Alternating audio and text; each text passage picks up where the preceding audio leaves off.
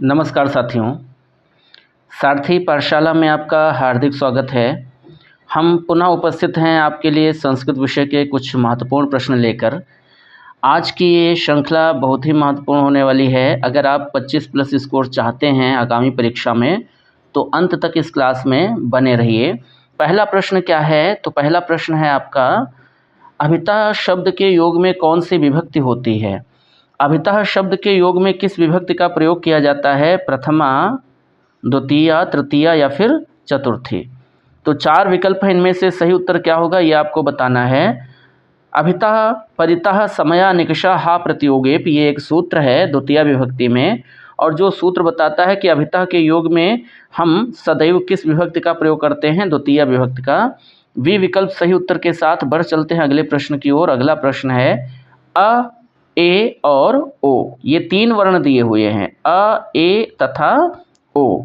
इन तीनों वर्णों की संज्ञा क्या होती है? तो अ, ए और ओ, इन तीनों वर्णों की संज्ञा क्या वृद्धि होती है, गुण होती है, सवर्ण होती है या फिर निष्ठा? तो निष्ठा संज्ञा होती है अक्त और अक्तौत प्रत्यय की। सवर्ण संज्ञा सूत्र होता है तुल्यास प्रयत्नम सवर्णम, और ये सूत्र कहता है कि जिन वर्णों का उच्चारण स्थान और प्रयत्न समान होते हैं उनकी सवर्ण संज्ञा होती है। वृद्धि संज्ञा किसकी होती है? तो वृद्धिरादेश सूत्र कहता है कि दीर्घ आ, आई और औ की वृद्धि संज्ञा होती है। तो ये तीनों विकल्प हमारे गलत हैं। एक ही विकल्प सही है, वो कौन सा है? बी विकल्प, गुण संज्ञा। सूत्र हमें मिलता है अदेंग गुणः। सूत्र क्या होता है? अदेंग गुणः, और ये सूत्र कहता है कि अत, एंग और गुण, इसमें ये 3 पद हैं, अत, एंग और गुण। ये सूत्र कहता है अत का मतलब है ह्रस्व आ, एंग प्रत्याहार है जिसमें 2 वर्ण आते हैं, कौन कौन से? ए और ओ। और ये सूत्र कहता है कि इन तीनों वर्णों की संज्ञा क्या होगी? गुण संज्ञा होगी। तो निश्चित रूप से अ, ए और ओ, इन तीनों वर्णों की संज्ञा क्या है? गुण संज्ञा। बी विकल्प सही उत्तर के साथ। प्रश्न अगला देखते हैं क्या कह रहा है। कर्ता अपनी क्रिया के द्वारा जिसको सबसे अधिक चाहता है उसकी संज्ञा होती है।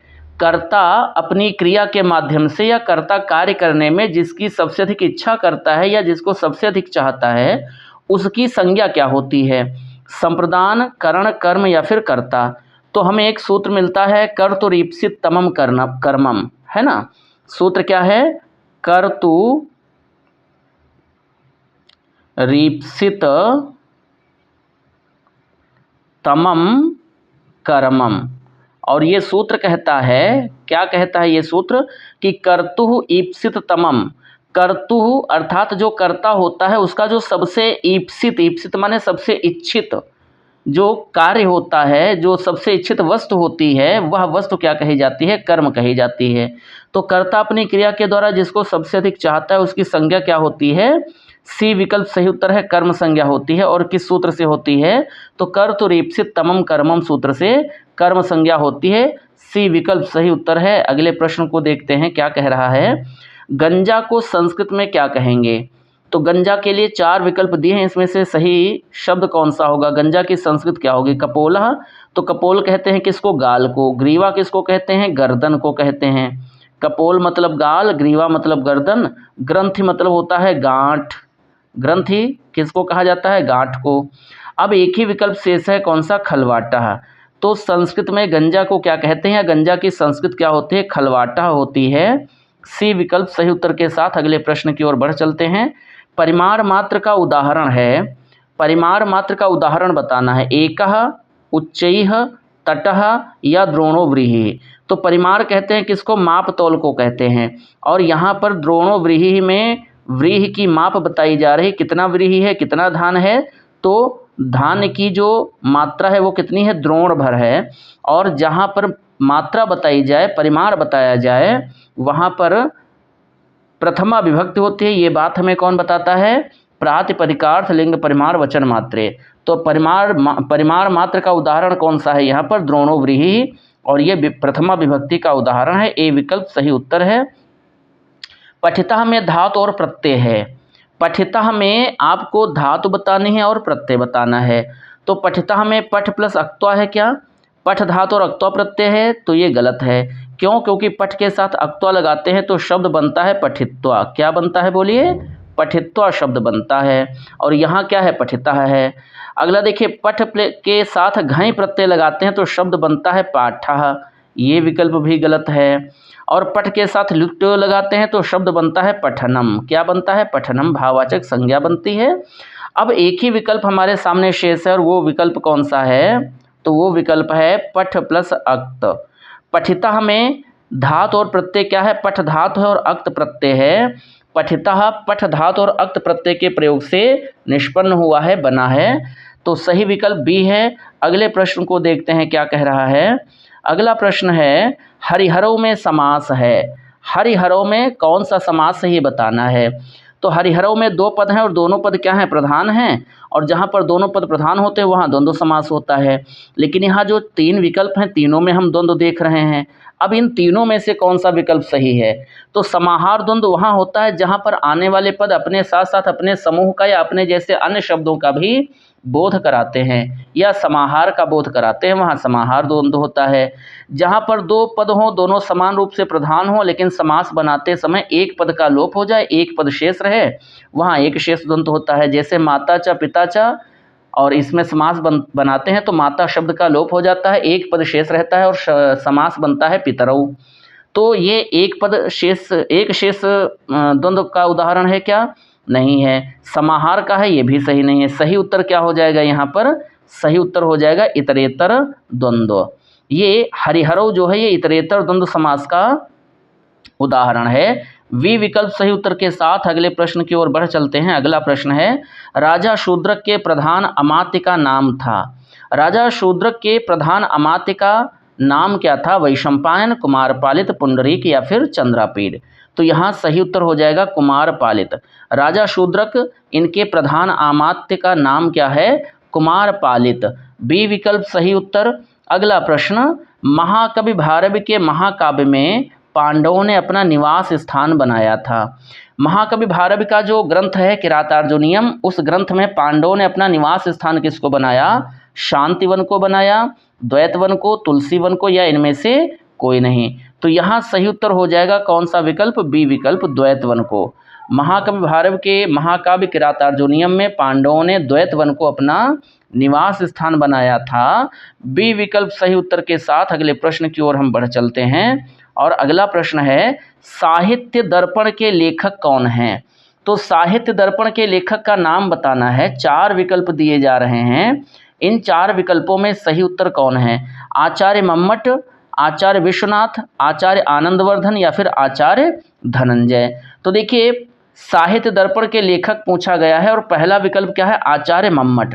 आचार्य मम्मट की जो रचना है वो क्या है, काव्य प्रकाश है। आचार्य मम्मट की रचना का नाम क्या है, तो इनकी रचना है काव्य प्रकाश।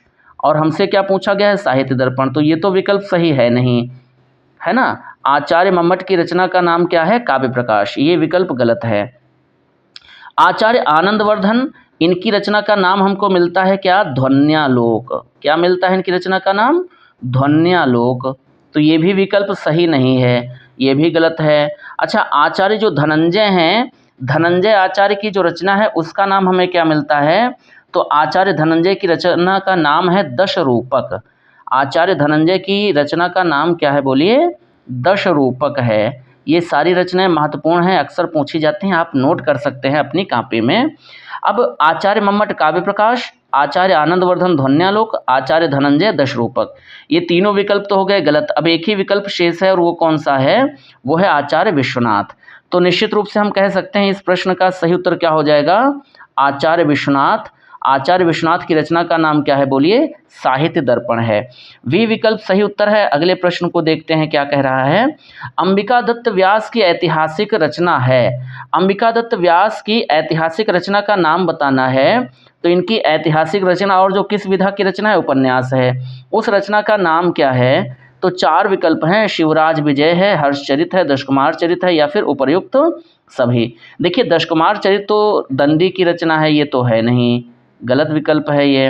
हर्षचरितम ये किसकी रचना है, ये है बाणभट्ट की, ये भी विकल्प गलत है। और जब ये दोनों गलत विकल्प हैं तो चौथा विकल्प अपने आप बाणभट्ट, क्षमा चाहेंगे भक्त लिख गया है, बाणभट्ट, है ना। अब उपर्युक्त सभी ये भी गलत हो गया, एक ही विकल्प शेष है, वो कौन सा है, शिवराज विजय। तो अंबिका दत्त व्यास की ऐतिहासिक रचना जो उपन्यास है उसका नाम क्या है? शिवराज विजय है। ए विकल्प सही उत्तर है। अगले प्रश्न को देखते हैं। अगला प्रश्न है कुर्वन्नेवेह कर्माणि जिजीविषेत क्षतं समाह। कुर्वन्नेवेह कर्माणि, कुर्वन्नेव इह कर्माणि, इह माने इस संसार में, कुर्वन माने करते हुए, एव मतलब ही, इस संसार में करते हुए, क्या करते हुए? कर्माणि कर्मों को। तो इस संसार में कर्मों को करते हुए ही जिजीविषेत क्षतं समाह। शतम, जिजीविषेत क्षतं का संधि विच्छेद करेंगे, व्यंजन संधि है, जिजीविषेत प्लस शतम होगा। शतम का मतलब है 100, समाह माने वर्षों तक। इस संसार में कार्यों को करते हुए, कर्तव्यों को करते हुए, अपने कर्मों को करते हुए ही इस संसार में 100 वर्षों तक जीने की इच्छा रखनी चाहिए। तो अब आपसे पूछा जा रहा है कि यह सूक्त किस ग्रंथ से है? कठोपनिषद से है, ईशावास्योपनिषद से है, तैत्तिरीयोपनिषद से है, या बृहदारण्यकोपनिषद से है? तो यह सूक्त किस ग्रंथ से संबंधित है? यहाँ पर सही उत्तर हो जाएगा ईशावास्योपनिषद। कुर्वन्नेवेह कर्माणि जिजीविषेत क्षतं समाह, इस सूक्त का संबंध है ईशावास्योपनिषद से। बी विकल्प सही उत्तर है। अगला प्रश्न क्या कह रहा है? अव्यय शब्द है, अव्यय शब्द की पहचान करनी है। अव्यय शब्द कौन सा है? 4 विकल्प दिए जा रहे हैं। सर्वदा है, नदी है, अहम है, और क्या है बोलिए? सह है। अब इनमें से अव्यय शब्द को पहचानना है। तो देखिए, सह क्या है? ये है सर्वनाम, अहम सर्वनाम है, नदी क्या है? संज्ञा पद है। ये तीनों गलत हैं। अब एक ही विकल्प सही है, वो कौन सा है? ए विकल्प। सर्वदा, सर्वदा मतलब सदैव, और सर्वदा क्या है? अव्यय पद है। अगला प्रश्न, उपसर्ग में सम्मिलित नहीं है। उपसर्गों में कौन सम्मिलित नहीं है? तो हमको पता है उपसर्गों की संख्या कितनी है? 22 है। और ये जो 22 उपसर्ग हैं, इनमें से कौन सा, जो यहाँ 4 विकल्प हैं, इनमें से कौन सा शब्द उपसर्ग नहीं है? तो देखिए, अभि उपसर्ग है क्या? बिल्कुल है। परि उपसर्ग भी है, अव उपसर्ग भी है। कौन सा नहीं है? भव नहीं है। भव क्या है? ये है आपका क्रियापद। ये क्या है? ये आपका है क्रियापद, मतलब ये क्या है? ये धातु रूप है। और ये धातु रूप जो है ये भू धातु का है, और इसमें लकार कौन सा है? लोट लकार है। कौन सा लकार है? ये लोट लकार है। भवतु भवताम भवन्तु, भव भवतम भवत। तो भव जो है ये लोट लकार में भू धातु का रूप है। लोट लकार में ये मध्यम पुरुष एक वचन में भव बनता है, तो ये धातु रूप है। जबकि हमसे पूछा गया है कि उपसर्ग में सम्मिलित नहीं है, तो यही सही उत्तर हो जाएगा। अभी, परि और अब ये तीनों उपसर्ग हैं, लेकिन भव क्या है? ये धातु रूप है, ये क्रियापद है, ये उपसर्ग नहीं है। सही उत्तर मिल चुका है। अगला प्रश्न है, भाववाचकी क्रिया है। भाववाचकी क्रिया कौन सी है? ये आपको बताना है। करोति, हसति, पठति या फिर हसते। तो देखिए, भाववाच्य में हमको पता है, भाववाच्य में क्रिया जो होती है ये सदैव किसकी होती है? तो ये होती है सदैव आत्मनेपद की। किसकी होती है? आत्मनेपद की। और जब आत्मनेपद की क्रिया हम भाववाच्य में प्रयोग करते हैं, तो यहाँ पर देखिए आत्मनेपद की क्रिया कौन सी दी है? तो हस्यते दी है। पठति है, हसते है, करोत है, ये सारी क्रियाएं किसकी हैं? परस्मय पद की हैं। आत्मनेपद की क्रिया है हस्यते, तो निश्चित रूप से डी विकल्प सही उत्तर है। अगले प्रश्न की ओर बढ़ चलते हैं। अगला प्रश्न है, दास्यति क्रियापद में लकार कौन सा है? अब दास्यति जो क्रियापद है इसका लकार बताना है। तो देखिए, दास्यति बनता है इस्यति, इस्यतः, इस्यन्ति। आपको पहचान पता होगी, ये पहचान है किसकी? ये पहचान है लृट लकार की। तो निश्चित रूप से दास्यति ये लृट लकार का रूप है, और ये प्रथम पुरुष एकवचन का रूप है। दास्यति, दास्यतः, दास्यन्ति, दास्यसि, दास्यथः, दास्यथ, दास्यामि, दास्यावः, दास्यामः। दा धातु और लृट लकार प्रथम पुरुष एकवचन का रूप है क्या? दास्यति। सी विकल्प सही उत्तर के साथ अगले प्रश्न की ओर बढ़ चलते हैं। तीन प्रत्यय से बने शब्द सदैव किस लिंग में रहते हैं? अच्छा, तीन प्रत्यय से बनने वाले जो शब्द होते हैं ये सदैव किस लिंग में प्रयुक्त होते हैं? तो स्त्रियाम तिन सूत्र हम पढ़ते हैं, और स्त्रियाम तिन सूत्र कहता है कि भैया तीन प्रत्यय से बने शब्द सदैव क्या होंगे? स्त्रीलिंग होंगे। इनका कभी ना तो पुल्लिंग बन सकता है ना नपुंसक लिंग, ये सदैव एक ही लिंग में रहेंगे। किस लिंग में? स्त्रीलिंग में। तो सी बी विकल्प सही उत्तर है। और इस सही उत्तर के साथ हम लोग बढ़ चलते हैं अगले प्रश्न की ओर। देखते हैं अगला प्रश्न क्या है। अपाय अर्थ में जो ध्रुव हो। अपाय का मतलब होता है अलग होना। अपाय का मतलब क्या होता है? अलग होना। ठीक है, अपाय मतलब होता है अलग। और अपाय अर्थ में अर्थात अलग होने के अर्थ में जो ध्रुव हो, ध्रुव माने जो अपने स्थान पर अटल हो, जिससे कोई वस्तु अलग हो रही हो। जब अपाय के अर्थ में कोई वस्तु किसी से अलग हो रही हो और उस अलगाव में जो अपने स्थान पर ध्रुव रहे, अटल रहे, उसे क्या कहते हैं, ये प्रश्न है। तो जो अपने स्थान पर ध्रुव होता है उसको क्या कहते हैं, करण कहते हैं, अधिकरण कहते हैं, संप्रदान या अपादान। तो निश्चित रूप से यहाँ पर हमारा सही उत्तर क्या हो जाएगा, अपादान हो जाएगा। अपाय अर्थ में जो ध्रुव होता है, जिससे कोई वस्तु अलग हो रही होती है, उसको क्या कहा जाता है, अपादान कहा जाता है। ए विकल्प सही उत्तर है। पुष्पेभ्य स्पृहयति, पुष्पेभ्य स्पृहयति में कौन सा कारक है, तो पुष्पेभ्य स्पृहयति का अर्थ है कि पुष्पों को चाहता है, पसंद करता है, और इसमें कारक बताना है। तो स्पृहे रीप्सितः सूत्र होता है एक, कौन सा सूत्र होता है, स्पृहे रीप्सितः, और ये सूत्र कहता है कि स्पृहा अर्थ वाली क्रियाओं में जो ईप्सित होता है, इच्छित होता है, जिसको पसंद किया जाता है, उसमें संप्रदान कारक होता है। तो निश्चित रूप से यहाँ पर हमारा सही उत्तर क्या हो जाएगा, सी हो जाएगा। पुष्पेभ्य स्पृहयति में कौन सा कारक है, संप्रदान कारक है और चतुर्थी विभक्ति का प्रयोग हुआ है। पीतम च तत् अंबरम, पीला है जो अंबर, इति पीतांबरम। अब आपको प्रश्न दिया जा रहा है कि बताओ पीतांबरम यह किस समास का उदाहरण है। तो पीतम च तत् अंबरम, पीला है जो अंबर, पीतांबरम नपुंसक लिंग का उदाहरण है, तो निश्चित रूप से यहाँ कर्मधारय समास हो जाएगा। अच्छा, विकल्प में बहुब्रीहि भी दिया है, तो क्या हम इसको सही मान सकते हैं, प्राथमिकता दे सकते हैं, नहीं दे सकते हैं, क्योंकि बहुब्रीहि तब होता है जब या तो लिखा हो पीतांबरः, मतलब या तो पुल्लिंग का उदाहरण हो, और या क्या हो, स्त्रीलिंग का उदाहरण हो, पीतांबरा हो या क्या हो, पीतांबरा हो। अच्छा, इनके विग्रह क्या होते हैं, तो पीतम अम्बरम यस्या सा पीतांबरा, और पीतम अम्बरम यस्य सह पीतांबरा, पीला अंबर है जिसका वह पीतांबरा। तो अगर पुल्लिंग है, स्त्रीलिंग है, तब तो बहुब्रीहि हो जाएगा, और अगर ऐसा नहीं है, नपुंसक लिंग का उदाहरण है, तो फिर निश्चित रूप से कर्मधारय समास सही उत्तर होगा। तो यहाँ ए विकल्प सही उत्तर के साथ बढ़ चलते हैं अगले प्रश्न की ओर। और अगला प्रश्न क्या है, अनुनासिक संधि करने वाला सूत्र है। अनुनासिक संधि करने वाला सूत्र कौन सा है, मोनुस्वारा है, यरोनुनासिके नुनासिको वा है, अनुस्वारस्य यही परसवर्ण है, या उपर्युक्त सभी। तो देखिए, एक संधि होती है परसवर्ण, जिसका नियम होता है कि जो अनुस्वार होता है, अनुस्वार के बाद यदि यय प्रत्याहार के वर्ण होंगे तो अनुस्वार अपने बाद वाले वर्ण का सवर्ण हो जाएगा। तो ये तो परसवर्ण की बात कर रहा है, हमसे पूछा गया अनुनासिक। मोनुस्वार, ये अनुस्वार संधि का सूत्र है, यहाँ अंत में देखो। अच्छा, सूत्र को हम संधि के नाम से भी पहचान सकते हैं। अनुनासिक संधि पूछी गई है, अनुनासिक संधि करने वाला सूत्र पूछा गया है। जो 3 सूत्र दिए हैं, इनमें जिस सूत्र में आपको अनुनासिक शब्द दिख रहा हो वहीं आपका सही उत्तर हो जाएगा। मोनुस्वार में अनुनासिक नहीं, अनुस्वार की बात हो रही है। पदांत में जब माँ हो उसके बाद कोई व्यंजन हो तो पदांत माँ अनुस्वार हो जाता है, ये बात करता है पहला सूत्र। और अनुस्वार से परसवर्ण का मतलब हम समझ ही चुके हैं। अब एक ही विकल्प शेष है, यरो अनुनासिके नुनासिको वा। ये सूत्र कहता है कि पदांत में यर प्रत्याहार के वर्णों के पश्चात जब अनुनासिक वर्ण होता है और संधि करते हैं तो वहाँ पर यर प्रत्याहार अनुनासिक हो जाता है, मतलब पदांत का वर्ण अपने ही वर्ग के 5वें वर्ण में बदल जाता है। जैसे उदाहरण है सद प्लस मार्गः, क्या है उदाहरण, सद प्लस मार्गः। अब यहाँ पर सद का जो दा है ये है यर प्रत्याहार, और इसके बाद मा आया है मतलब अनुनासिक आया है, तो संधि होने पर ये दा पदांत का वर्ण जो है ये अपने ही वर्ग के पंचमाक्षर में या अनुनासिक वर्ण में बदल जाएगा, और संधि पद क्या बनेगा, सनमार्गः। ठीक है, ये बनेगा। तो अब हमारा सही उत्तर क्या है, अनुनासिक संधि करने वाला सूत्र कौन सा है, वी विकल्प सही उत्तर है। अगले प्रश्न की बात कर लेते हैं। माहेश्वर सूत्रों में किस व्यंजन वर्ण की 2 बार गणना की जाती है। तो जो हमारे 14 माहेश्वर सूत्र हैं उनमें से कौन सा व्यंजन वर्ण है जो 2 बार गिना जाता है, ण, हा, जा या शा। देखिए, ण 2 बार आता तो है लेकिन ये गिना नहीं जाता है, ये तो संज्ञक होता है, इसका तो लोप हो जाता है, इसको हम गिनते ही नहीं है।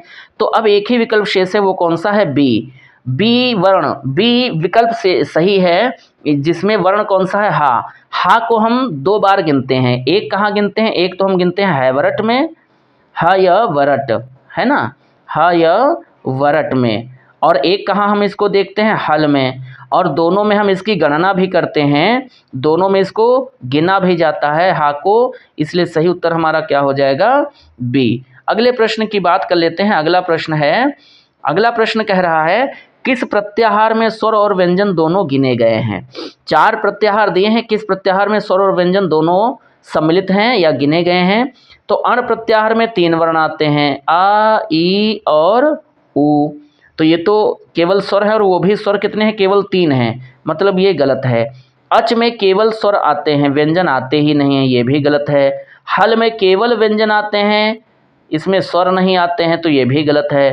क्यों गलत है? क्योंकि पूछा गया है कौन सा प्रत्याहार है जिसमें स्वर भी आते हैं और व्यंजन भी आते हैं।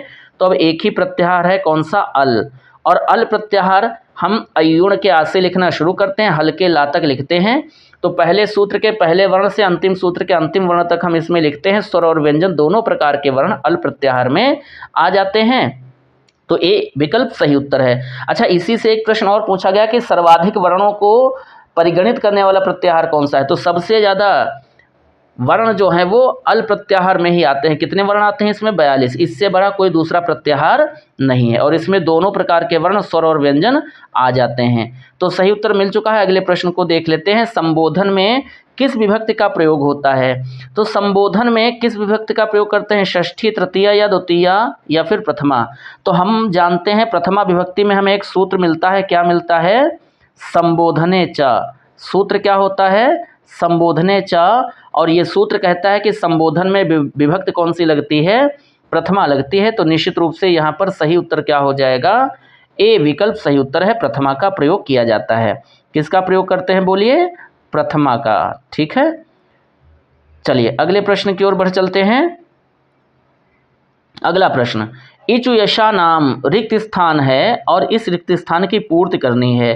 तो इचु यशा नाम 4 विकल्प है, इनमें से कौन सा शब्द यहाँ पर भरा जाएगा?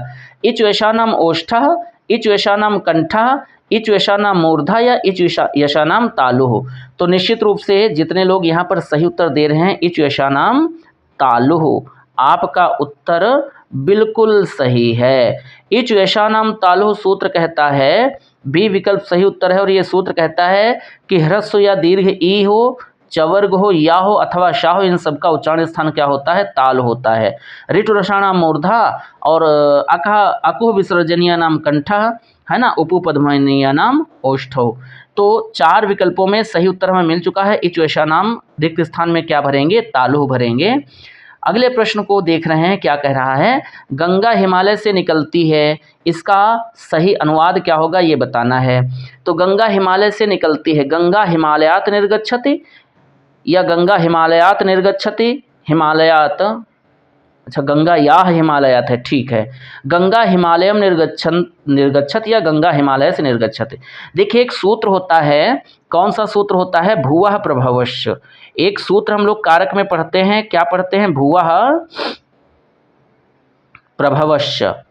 और ये सूत्र हमसे कहता है, क्या कहता है कि उत्पन्न होने वाले का जो उत्पत्ति स्थल होता है उसमें हम विभक्ति कौन सी लगाते हैं? बोलिए, पंचमी लगाते हैं। उत्पन्न कौन हो रहा है? गंगा, इसका उत्पत्ति स्थल कौन है? हिमालय है। तो हिमालय में पंचमी विभक्ति का प्रयोग किया जाएगा।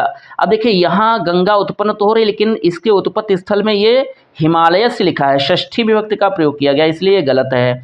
गंगा हिमालयम, हिमालय में द्वितीय का प्रयोग किया गया, ये भी गलत है। गंगा याह, यहाँ गंगा में षष्ठी है और हिमालयात में पंचमी है, जबकि गंगा क्या है? उत्पन्न हो रही है, कर्ता है।